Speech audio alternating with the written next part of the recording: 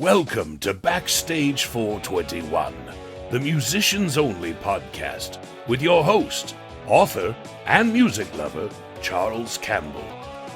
Charles will have an awesome array of guests from many genres of music, so sit back, relax, and enjoy the show.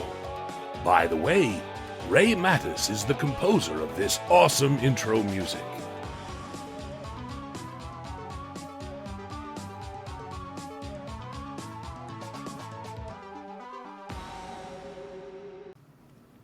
Hello everyone, welcome to another episode of Backstage 421, the Musicians Only podcast. Today I have a very special guest. He's a friend of the show.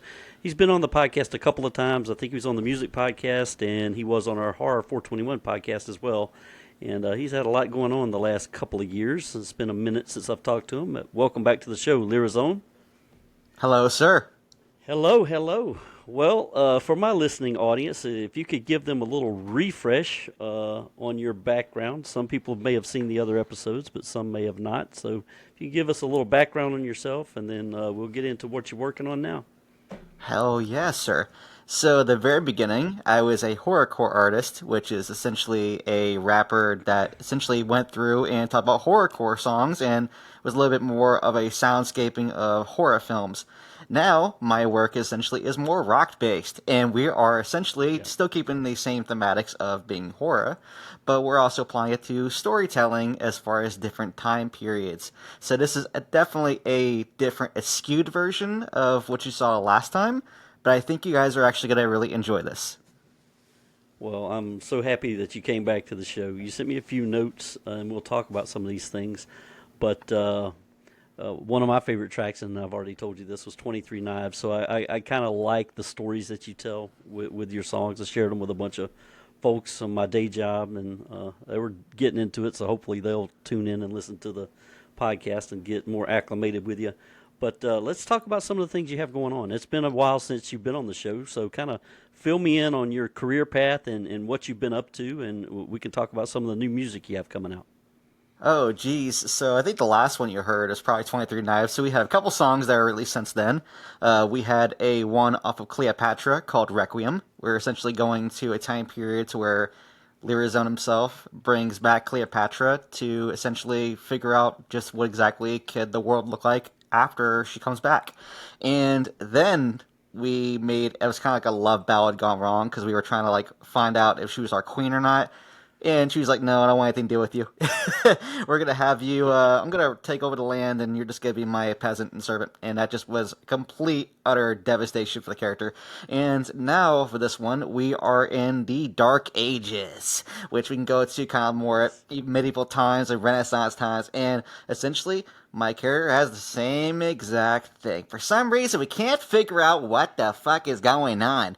Every time we try to have a little bit of dabbling in, things get kind of weird. So we end up doing a little crystal ball magic, get things going, and surely enough, it doesn't really fall the way we want to. So, yeah. So this new song called Make You Mine, this one is definitely going to be more cinematic of fans who enjoy Disney art direction. We are definitely going more Disney style as far as almost Maleficent, definitely more on the mystical type, but it's going to be a really cool rollout. So as far as that, we were just getting into our bag of storytelling, which you understand and you love it. So that's kind of one of those things where I'm getting back to like where it needs to be for the character. Well, man, and to my audience, he did send me a preview version of the track "Make You Mine." According to him, they still have some things to do to it, but the version I heard sounded really good. So even if he released Awesome. that, I think he would love it. But if they're tweaking it to make it even better, that's even more icing on the cake, so to speak. So we talked about in a previous podcast some of your influences. I believe it's been a while since we talked, Yes. but we're going to do a little more refresher here. So you're a very talented musician. Thank you. You're definitely a lyricist because you tell great stories in your songs. But let's recap and let my audience know who were some of your influences coming up in the business and kind of how you got started as a musician. Oh, geez. So if we're going to talk more current one, I would definitely get still my Alice Cooper bag. Like, I really enjoy Alice Cooper. Also, rest in peace to Ozzy Osbourne. Like I know I've quoted him numerous times as far as like one of the influences, and unfortunately his timely passing. Uh, we could even go through kind of like theatrics. Currently, we're talk about Sleep Token, how stage performance wise, and how their people are enamored with their actual performance and just the complete cult like following that they have. And if we want to go into more like subtle details, like we can always go for more like operatic, kind of like if you embraced old like Frank Sinatra and like how he projected his vocals and the Rat Pack fan base. Like as far as my broad spectrum of people that are my idols and people I grow from, it is very vast. It could be from someone who literally is just perfect at being weird to the ones that are just so like flawless on screen, but when they're off screen, they completely are knowing how to accept who they are and essentially break that double-sided coin. To where most folks think, oh Yeah. well, man, he's got a rock star personality. I can't wait to see when he's live or see him outside this. Most folks, like, that's that weird area to where if you truly enjoy both sides, then regardless if your cloak is down, you're still acting Yeah. yourself. So yeah, that's kind of mine has been so much drastic throughout the years, and I just pull from different sides, and that's just one of my favorite things. Because I think if we say at face value that we have no inspiration and we're just like completely original, then I think a lot of Oh folks yeah. realize that when they're saying that they're really not. it's That's it's right. it's That's it's right. understanding the value of what others bring to you, and also understanding that we all have our own spill and our own technique, but in the end, we all grow off each other, and that's the universal thing about life and humans in general. Exactly. Well, to your point, I listen to a pretty wide gamut of genres of music myself, and I'm really into this young lady called Stella Cole. Her name is Stella Cole, and she sings stuff from like back in the 30s and 40s. I mean, she sings some, and she's fantastic. She does have some original music, but she does a lot of covers. I'm trying to get her on the show as well at some Awesome. point in the future. But yeah, you can draw inspiration from any artist out there, and you're a good example of that. And one thing that made me smile that I did hear the other day was you did a cover of Break Stuff. I want to talk about Yes, that for a sir. second. What inspired you to do that? And I remember that from back in the day. I listened to That was like Limp August of Bizkit. last year, I think it was. So yeah, it's one of those releases where I was pulling stuff out as far as music, and I was kind of like I left the studio recording business to go back to meat cutting, and I was like, dude, I really want to just go back to. And when I was pretty much leaving, we were had one song done when I was doing at the studio. I was working as assistant there, and I was working on Requiem, and I was like, dude, I need to get out of the studio and just like go back to work at 9 to 5 per se because I was losing the drive and the energy to pursue this because when you get so wrapped up in the business side of it that it essentially killed the artist side because I was so enamored about putting fires out 24/7 and focusing on this, Right. focusing on that, that Lyrizone became a sub product and it wasn't a focus anymore. And then when I was releasing stuff, it didn't feel like it was a really good, genuine push. So, Break Stuff, it was one of those covers where a lot of folks like, I don't know if your energy would match. I'm like, just because you said that, I'm going to do it because I want to record this song in so long. And it's just something in myself that I haven't done cover songs, and it's one of those ones where I'm like, Yeah. I was having a bad day numerous times. I'm like, I'm gonna put on some break stuff. I'm gonna record it, and surely enough, that was my first thing. That was the first song I was doing with Instagram and TikTok reels, with getting music videos shot and little like studio promo clips.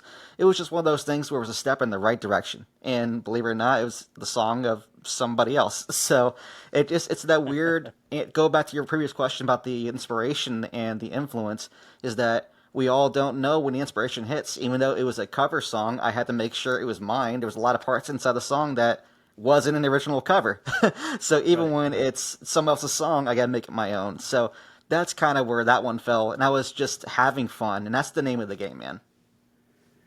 Yeah. Well, it perked my ears up, and it made me smile. I was like, oh, look at this. This is pretty damn cool. So you did a great job Awesome. on that cover for sure. Thank you. For sure.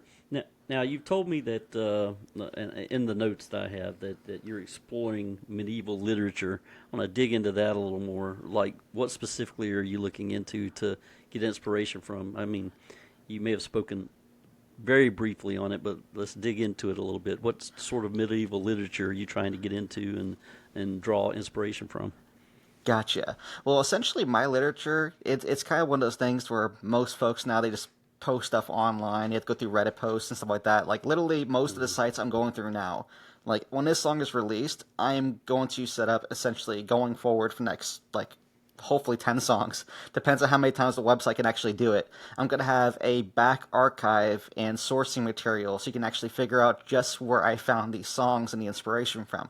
With this one, I'm actually trying to figure out just which ones I want to dive into more because specifically the song is done and I pulled the inspiration one from like books I was finding online to articles that are written as far as historical figures to pre-occultism to talk about the project as far as the crystal ball, the influence during that time, and how it wasn't really a big a thing.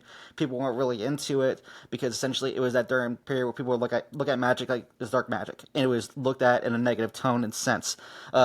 This one I'm looking at as far as mine, I can actually send you the links because I want to make sure they're correct links and it wasn't just someone just saying it was a book and copy and pasting. So as far Right, as the right, right. actual like stuff itself, as far as literature, most of mine right now is I've been doing a lot of deep web searching to figure out certain papers and documents that kind of go through the time period of one, like what was it during the bubonic plague, like what caused that issue? Was there like a Hmm. subsidiary issue as far as that time? And if we go through Dark Ages and we break down the concept of Dark Ages, most folks say it was the Dark Ages because there was a absence of light. There was an absence as far as knowledge and literature, and that's why for the longest time that time had like nothing written because nothing was documented or they found a way to like put it out or was lost to time. And I think that is both the most glorious and horrifying ever thing ever because that gives us time now, as we're talking about it, to dig further into knowledge that most folks don't know about anymore. Or if we uncover something per se, most folks are like, oh man, I didn't know about that. I'm like, yeah, we found the Right. right chain of command of where this came from. And this is knowledge that no one knew about. But also it's that gray area to where it could be fictional knowledge, to where folks perceive it as real, and that is kind of like where the funny thing about mine is that I pull from the real shit, but I also have to find a way Yeah. to blur the line. So you don't really know what is real and what's not. And that's why I think the fun comes from is that you have to do your own due diligence and research. And if you love escapism, then you're going to love it either way. Because you just try to get away from the mundane. But I think that's realistically where the passion lies for everything written material wise between both me and you is that the line Right. that everyone considers the realistic line of what needs to be said, we can blur that and say, hey, so I know this line you have right here. Let's go past it a little bit and see if you're comfortable with it, and then go from there. So, as far as literature, most of mine has been pretty much online, but also doing a lot more like Right. because most places, as far as what I have here at the library, they don't really document this stuff as much. And there's mostly, as far as Right. documentation for the Dark Ages, most you can find that more in historical and like historian museums. And that is my Right. next thing is to go to more museums to actually have this, so I can actually have more physical means. Because me personally, I love physically seeing something. I'm a more kinesthetic learner where I actually visually see it and I perceive it. And my brain somehow clicks. That's kind of the word things go as far as that. And we're in kind of a weird digital age too, to where it goes back to sourcing material. You gotta be careful because right now, when Hmm. there is an abundance of, how can I say this? There is a easier point to access information. There is also an easier point to access malicious information, where folks That's could true. just throw things at the fly, say, oh well, this Dark Ages was about this, and then they just spam the hell out of it as far as ad revenue, and that's all you see. And if you Right. don't read a book or you don't understand how to find sources, then you perceive that as common knowledge. And that's where it gets kind of like dicey. So, at least that's my response Exactly. on it. Exactly. I know because you asked for like Well. books and stuff. I'm like, well, most of Well. my No. books, No. you No. No. gotta be That. careful on that stuff. Yeah. No. No. That. No. Yeah. Yeah. That And a was a more great eloquent answer. answer. I do want to go back to the. Yeah, exactly. I want to go back to the origins of the Lyrizone. You've got a Yeah. Lyrizone has a very unique look. So when I look at you, it stands out. I see the animations in your videos. They all look cool as shit. Almost Thank you. looks like a superhero, anti-hero, but he looks A like a little bit of both. badass. So Lyrizone, yeah, Lyrizone looks like a badass. So let's go back and what were your inspirations drawn to create Lyrizone, and what did you draw from to become Lyrizone? Because you are Lyrizone. So I'm Exactly. talking at you as the creator and the persona. So As the tell me how you put those two mastermind. things together. Exactly. So, should we more directive to the stylistic I'm at now, or the origin? Because the origin would definitely be more skewed of the hip hop artist who wanted to, at that point in time, be a rapper, and Hmm. specifically just hone into that type of like niche mindset. And as things came to more fruition, I started realizing that the rock elements is kind of where I need to be, and that it doesn't need to be just focused on Hmm. the one track mind of, hey, it's just point A to point B. I'm like, no, we don't have to have point A to point B. Just write a 16 bar, put a song together. This one, we could actually take what we love as far as history. We could take our passion, our like charisma, anything we have locked in our vault, and we could expel it in a way to where it actually does more good than damage. Because with hip Hmm. hop itself, you have a lot of cool stuff to offer. You have a lot of cool like different places you could pull information from. You gotta get different styles, different patterns. But with this, I lean on both sides. One for the hip hop and the elements of actually writing structure and how to formulate actually good punchlines, but also with the rock side, more theatrical, of bringing it home to an element to where when you watch it, it kind of puts you in the character's eyes of where you're at. So for the home of Lyrizone, I would definitely say it's kind of more early beginnings of a rapper. Uh, Probably even pro before that, probably just a blank verse, haiku, just common writing person who just wanted to essentially write down what he thought would be kind of good for him to like reflect upon for later, and it became more regurgitated self-thought. And before you knew it, it was became more deeper than that. It was less projection on a paper to essentially understand what the character is writing, understand what he's feeling, to essentially embodying a personality that gets a better understanding of what's around him. So it became more of a reflection of what he sees and more of what everybody else is seeing, and try to pretty much reflect his best idea on it. So that's kind of my perspective on that one. Well, it's a good evolution. You know, you kind of grown with Lyrizone as the man and the persona. So, you know, you have roots, you have a beginning, and you're evolving, which is what we all need to do, especially as artists. So you're continuing to evolve, and that's a great thing. So I'm glad you're branching out Exactly. and trying more things, because it keeps your brain active, right?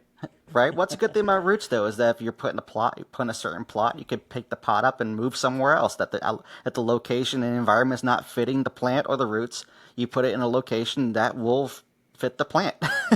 So Right, exactly, exactly. Well, also in my notes, it looked, we talked about the song you have coming, "Make You Mine." yes, sir. What other musical projects do you have in the Bruin. works? Yeah, if you've got what do you got kind of boiling in the kettle in the back of your mind? And So I right do now, want to talk about a I'm pretty kickoff that much you have trying to. also. Gotcha. Well, currently the one I'm working on right now essentially is breaking down the Roman Colosseum and the concept of the Colosseum, and how during that time, and most folks, if historians here joining in, also leave a comment of what you know about the Colosseum as far as the time period and what it was used for. Me personally, I've always found a certain humor in the human way of how we interact with each other and how we depict our hardships. And with the Roman Colosseum, essentially, it was viewed at the time in which I currently view it. Of it was a test of character, but also it was to sidetrack the audience. It was to sidetrack from the current economic status that was happening within the economy of the actual like ancient Rome. So they had to find a way to keep people enamored, keep people entertained, so that way they didn't understand that the society was falling and things were getting worse and worse. And they wanted essentially the golden age of, or the gilded age, we want to phrase it. So I want to write a song as far as that, because I think when we start breaking down the big picture of things, how humans are so easy to be like fickle, and they're so easy to be distracted over things that at face value don't really mean much until you really, really close your eyes and it's kind of like you go and look at a painting and you're squinting very, very. You see a big and narrow painting like it's so cool. You don't notice the cracks, but you squint a little bit, you'll start seeing the imperfections. And you'll start noticing what the human involvement and how we look at things as face value and it's all we see. We don't see the double line perception where someone sees 6, you see 9. In the same perspective, it's the same thing. So I'm thinking of making a song about the Roman Colosseum. The headphones! How dare you see it? Anyway, so the headphones. These were pretty nice ones too. But anyway, back to the storyline. For the actual Roman Colosseum, I want to use that perspective of Lyrizone either being a gladiator or he's being the person on the very top sentencing the person to death. And my writing of how I'm writing it so far is I have 2 different ways to do this. And I always do this as far as songs. I always try to pick multiple avenues of where I want to go, dissect a little bit here, a little bit there, not too much to get too wrapped up in losing either one. And then think, okay, so which one is more applicable to the current situation? Which one makes more thematic sense? And which one invokes more emotional character? And right now, mine has been essentially the hierarchy person, like Lyrizone, looking up, looking down, and then gaining perspective. Hey, so maybe what we're doing here is just sidetracking to sidetrack. We're actually not getting anywhere with this. We're essentially just fooling the people to be entertained by a mundane show that it essentially makes everyone so focused on this, but there are so much bigger things we could focus on. And then I have the other perspective, where it'd be the gladiator just realizing, hey, so you guys have sentenced me here for this, fighting this person, but have you seen outside these walls? Have you seen what we're dealing with? And you could apply this to past times, you could apply this to current times, wherever you want to go. And that's the funny thing about history, but also the damning thing about history, is that 9 times out of 10, we are essentially falling into the same path if we don't correct it. And humans being creatures of habit, we find a way to go to the former. So that is essentially my conundrum. Is most of mine is I have so much ideas for these songs, but just so much shit. It's fun because I could always come back to the topic 5 songs later and give you a different view, and it wouldn't not make any sense. Well, that's very interesting perspective, because when you were talking about going down different paths, it put me in the mind of filmmakers who have director's cuts and alternate endings. So, you have some Lyrizone songs out there that have alternate endings here and there, which would be interesting to listen to as well. A lot of times I like alternate endings of films better than the picked ending. Yeah, especially when it gives you a little better, well-rounded idea of the actual movie. Like, I enjoy, especially the director's cuts. Like, director's cuts are usually my favorite because I don't know if you feel the same way, but I feel it's the truest way they wanted to fill the movie and the way they wanted it. Yeah. And a lot of these cookie-cutter endings that are public are mostly just for the Rotten Tomatoes and all these different reviews, just to get the gooder side. Like, I'd rather have and this is kind of probably one of those, like controversial type perspectives. I would rather have an ending that reminded me of essentially even The Godfather, or kind of even go with The Sopranos, where it's kind of like a cliff ender. You don't really know how it ended. It gives you kind of like that what if this variable would have happened, what if that variable would have happened. Right. I enjoy the what if endings. I don't like the this is the end and this is how it happens. Of course there are good ones, but I like the leave me sitting there brewing about next week, no, maybe that could have happened. And while I'm eating dinner with the wife, actually, maybe that should have happened. And then it's the miraculous levels of how many options we could have, the multi options. So yeah, Lisa's my thoughts. Well, speaking of alternate endings, one of my favorite films, horror films of all time, is The Descent. Love that movie, love it. And that's so creepy. They have a UK ending. Yeah, well, they have a UK ending and they have a US ending, so I don't know which one you saw. I've seen both, and I much prefer the UK ending. For folks who have never seen The Descent, it came out in 2005. I'm not going to spoil the ending, but the movie is identical in every way until the last 2 minutes. In the last 2 minutes, they differ, and they differ in a big, profound way. They made a sequel to that movie, The Descent 2, which would not be possible if you roll with the UK ending. I'll just leave it at that. But Right. yeah, endings are everything. I agree. Oh That's just man. down back to where I So put my VPN in different places. I can see both sides of the coin because when you get a lot of U.S. ones, which it's going back to kind of like I'm gonna phrase this and it might not be saying right, so whatever. So as far as the actual like how movies are essentially made now, they're made for. And that's just gonna sound very like damning, but I gotta say what I gotta say. It is not as impactful as long as you don't give it more than one like actual series. Like a lot of these films, they go for 4 or 5 to 6 to 7 because they want to take the concept and essentially move it so far to where if you get to like the fifth movie, and we'll be completely realistic. This is getting out of character, just being honest. oh yeah. They're taking 5 movies. Like, we'll just go to, and I'll just go ahead and my favorite series of all time, Hellraiser. I'll go ahead and put that under the microscope real quick. There's been multiple Hellraiser movies, so I'm like, okay, this makes no sense. Why is this happening? Like, this is a slow burner movie. What is going on here? You can go for Hellraiser Inferno. You can go to the current one just came out, the new video game he's bringing out, which I'm looking forward to the Clive Barker video game. But it's essentially there is so many variations of these movies because they know the fan base that loves them is going to pay for it regardless because they want to pay respect to the homage of the industry. But the ones that Right. don't know about the prior ones, they wouldn't care enough to go watch the first, the second, the third. They just want to watch a movie.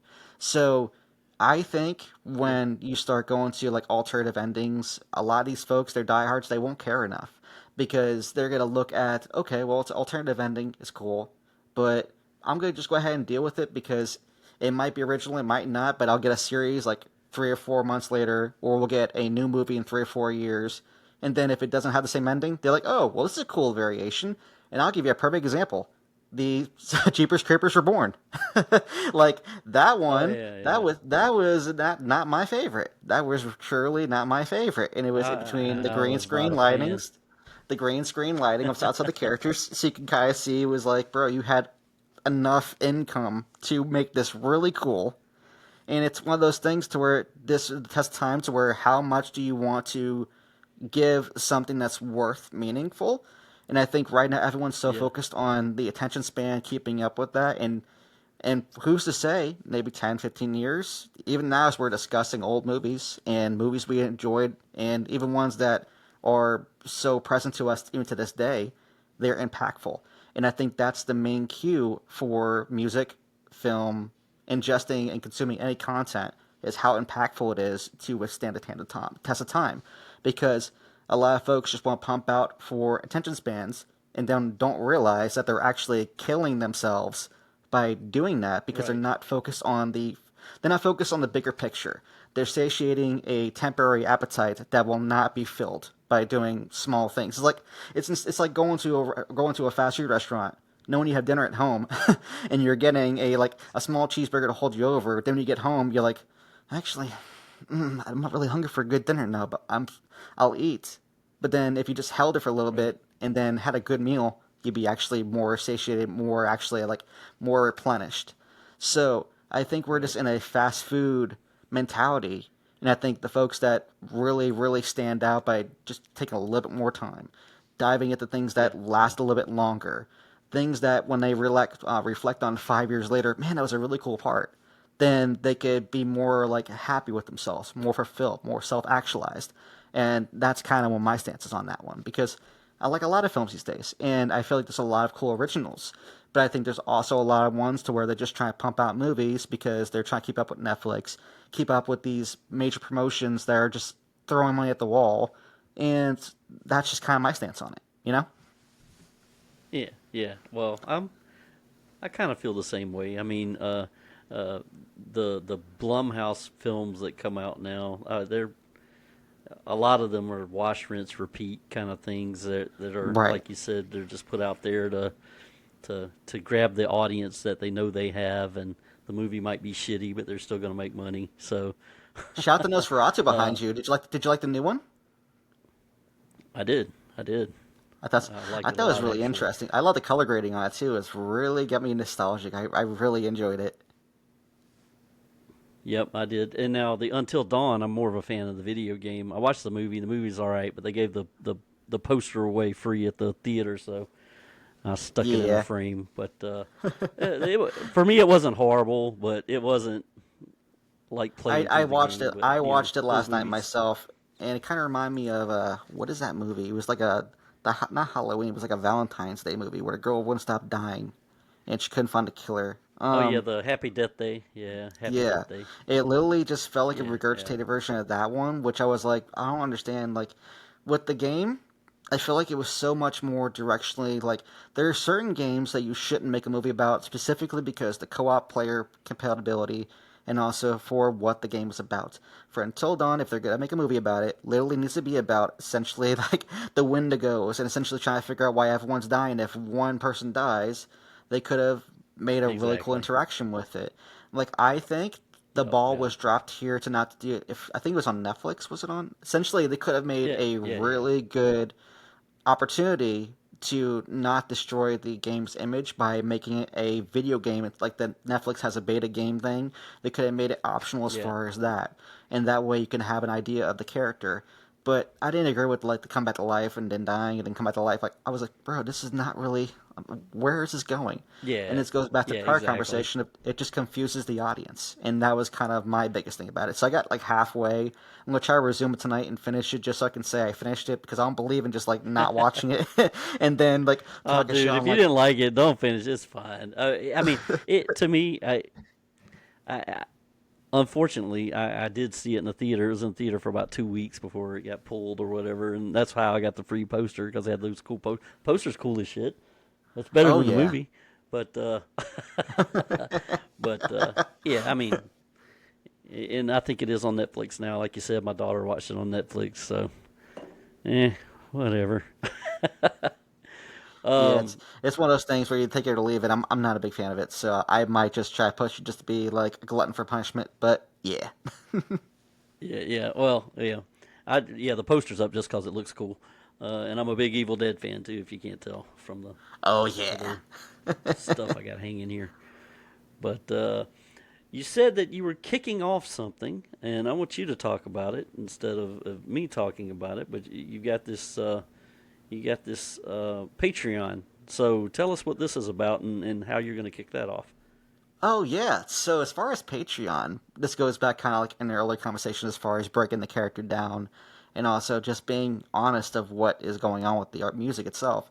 I am essentially for the longest time been running a Facebook street team, and I'm thinking, okay, so I can always do it that way, but Facebook is always kind of weird as far as what promotes. You have to do this ad revenue and pushing. There's a lot like 5% might see the posts, and I'm like, okay, so let's try to hone that in and make it more direct to people who actually enjoy it, but also it gives value of what could I do to really make people give a damn.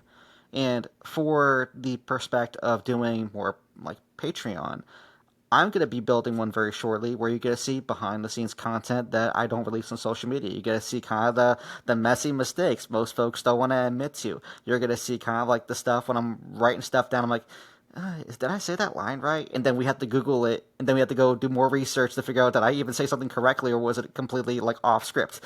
And then we have to go through Right. that to where we're gonna do some like I have a guy I'm meeting on Monday, and we're gonna get reconnect back together, and we're gonna essentially figure out like shooting for locations, and we're gonna start doing actually some research into the concepts and go places to where we actually have locational video of like different places in Washington to historical places if we even get a chance to actually go cross country and start playing stuff like that.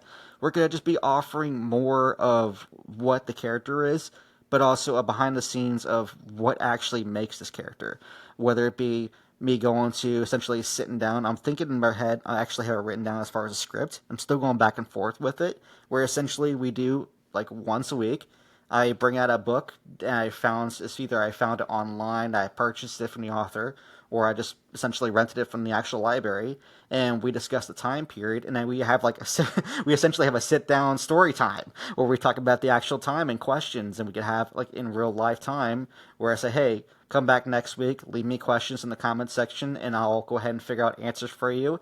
And we'll essentially have like a second Lyrizone school where we just come through and we just essentially grow off each other. And one, this would be educational for folks who actually enjoy this stuff, and for those who actually just love what we're doing, it would be supportive. So there's going to be multi-tiers for it. The first one to offer is a free, just to get started off with, because I think right now offering the free one just to get people in the door is going to be more opportunistic, because me personally, I'm still starting off with it, so I don't want to charge people like, "Hey, you got to be here for $45 a month. You can see all the cool stuff." No, like I want to get this started first, get the right folks in who actually enjoy it, and then when there's more like Right. higher ending processing as far as editing, more outsourcing as far as that, then we'll build the prices up to essentially offset the quality material. But that's kind of my idea. Right. Essentially, just offering a Patreon to the source and just essentially go direct to the consumer and not make it so many people like don't want to go through so many hoops to find this post. I don't want to go through so many hoops to get this person interacted. Like, you will get an email from Patreon saying when I upload it, and I'll follow it up with a text message. And that's where it's going to essentially be. It won't be me having to worry about a third party control system to just give me the light of their eyes for 1 minute and show me to somebody when I already have audience ready to hear it. So that's kind of my Right. perspective on it. Right. Well, yeah, that's a cool thing. And Patreon's a good tool. My good friend Enrique Couto, he's a movie director and he hosts a weekly spooky podcast. He started off with Patreon a long time ago, and I contribute $5 a month, and he has different tiers, like you say. He's got like a buck a month to get the basic stuff, $5 a month, and you'll get a couple of extra episodes a month, but then he has higher tiers where he's also a movie director and film producer. So whenever he releases movies on DVD or physical media, you get deep discounts if you're a Patreon member at those levels. So yeah, it's a good thing. So I'm glad you're getting involved in that, and I certainly hope it works out for you for sure. Thank you. I did I did peruse your website. You got some pretty cool shit on there. Thank you. Some stuff I didn't realize you had. I'm not really a skater boy or a skateboard guy, but you've got some pretty cool skate decks. My son does. Uh, Awesome. talk about your website a little bit, and I'm going to give you a chance to plug everything before we close the show. But I haven't like looked at the stuff on your website in a minute, and you got some pretty cool looking skate decks with this artwork. Uh, Tell me about that. So, as far as skateboards itself, for the longest time, I'm always trying to reach out to different people that would have the same message of what I put out, but also try to not niche myself down too much to where I can't reach those who actually really enjoy my stuff. And a lot of my fans, a lot of listeners, they skateboard. A lot of kids like to actually have this type of stuff, and I haven't never offered it. And it goes back to what can I do as far as brand to stand out? I love Hellraiser. I did a Hellraiser version. I'm gonna do that. And then Yeah. we have one that's kind of like more Scooby Doo esque, which is kind of like more on the street terror. And then we had one where essentially he's holding this cartoon graffiti bat. Like, I wanted to give opportunity for those who to support me to actually do it and not feel handicapped to just wear shirts, just wear merchandise. Like a lot of folks, they just want to have a board to skate with, and then by Yeah. passive promoting, they'll see it. So if I give them opportunity, they'll buy it. And so far, I've had folks who actually bought them, and I'm like, right now, like that kind of helps because Yeah. even with Yeah. what it is, they're riding around having fun with their friends. It just takes one person to ask, "Hey, who is that?" And it might be a long time fan. So it's just going back to figuring out just where I want to go with it. I went through like even now I have essentially a memorabilia part of the site where I just add that last week where you're gonna have the knife that I use for some of the shoots for Sweet Relief. You're gonna have a painting that I had that was commissioned for the actual Retro Injection slash Chopped and Screwed album. You're gonna have the first charm I was wearing during the music videos when I was a hip hop artist. Like stuff as I'm going, I'm essentially putting it on the site, leveling it, promoting people, but also giving them access to it because with the memorabilia stuff, that's gonna be stuff that you see me doing music video shoots with, and I put it on the site and like want to celebrate those who celebrate me with the actual progress we're doing Right. and success. Because as generic as this is that I don't think this is just a one placed win. Those who believe in me, I want to give them opportunity to actually grab the stuff instead of me just tossing it somewhere else. Give them opportunity, and 9 times out of Right. 10 with street team stuff, I knock it down. Either it be free or I'll just do a giveaway with it because I want to reward those who take care of me. And that's just Right. where I've been trying to do for the longest time. Where even with the site itself, doing the site section for material, the education stuff. Like, there's so much merchandise in there that I'm pushing 24/7, but I want to make sure it all has a purpose. Like the hoodies for the sigil series. When I got the sigils made, I had to make sure they had like enough research material on them to figure out what they're about, what certain line work, what it means.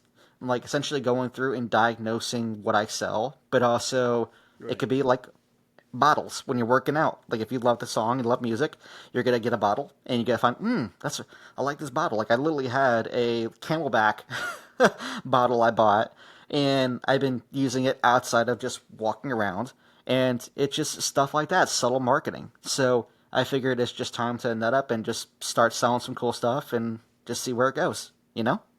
Exactly. Well, Lyrizone, you have been an awesome guest, man. You made my job easy today because you speak and you speak from the heart, and you've kind of let us all know where you're at right now. I'm going to be quiet again for a couple of minutes, and I'm going to let you. We've been plugging you the whole episode, but I want you to plug anything How you want to dare you? plug. Point people to where point people to where they can find you. I'm going to put links below, so my listeners, you can click on the links below. But Lyrizone, the floor is yours, man. Promote whatever the hell you want to promote, and I'll point the people to you.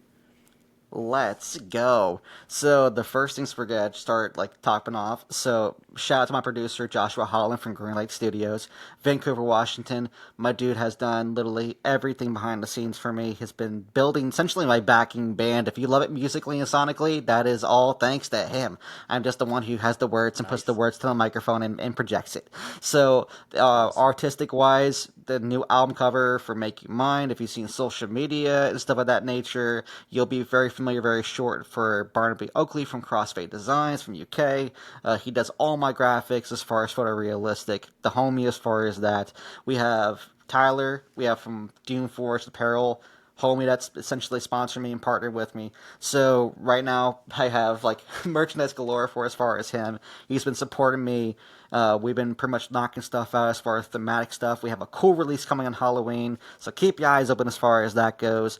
We have here Charles Campbell, the goat of all time. So if you haven't seen him, you need to because you're watching this podcast. So make sure you freaking follow. Make sure you're liking. Leave all the comments you can.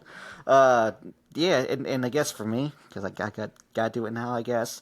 Lyrizone, Lyrizone.com, the hub spot. You can find music there. If you like the music, you essentially can press play on the song and just see what it sounds like. Got a player on there. You can just press it, hear the song. If you like it, purchase it. All the money goes to me. It goes to the stuff as far as that. You don't got to pay Apple. You don't got to pay Spotify because Spotify don't pay.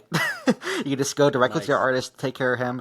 If you want to go to Bandcamp, if you're a Bandcamp fan, because a lot of folks want to go to that place to find their category and build stuff there. I got all my songs there, short of Make You Mine, which has not been released just yet.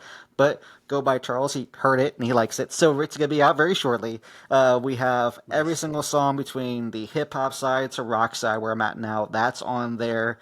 We just have a lot of opportunities for that. If you want to find me on, if you want to stream because that's where you're going at, you can find me on Spotify, Lyrizone again, Apple Music, Lyrizone, literally every single place. It's the same thing.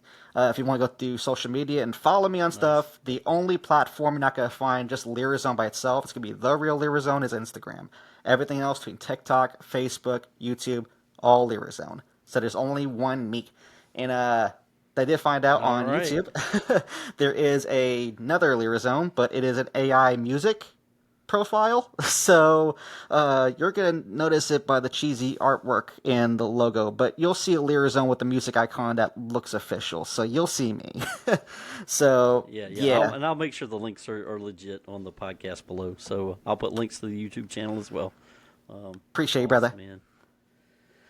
Well, thank you for being on the show. And I am Charles Campbell, your small town horror author. My latest release is called Three Knocks. It is Get out it. now. It's available in paperback. Go to valleyboypublications.com. Click on the shop tab, and you can purchase your own signed copy. So check it out. And you can find all my social media links on the webpage. You just go to the bottom, and you can click on the Instagram, Facebook link.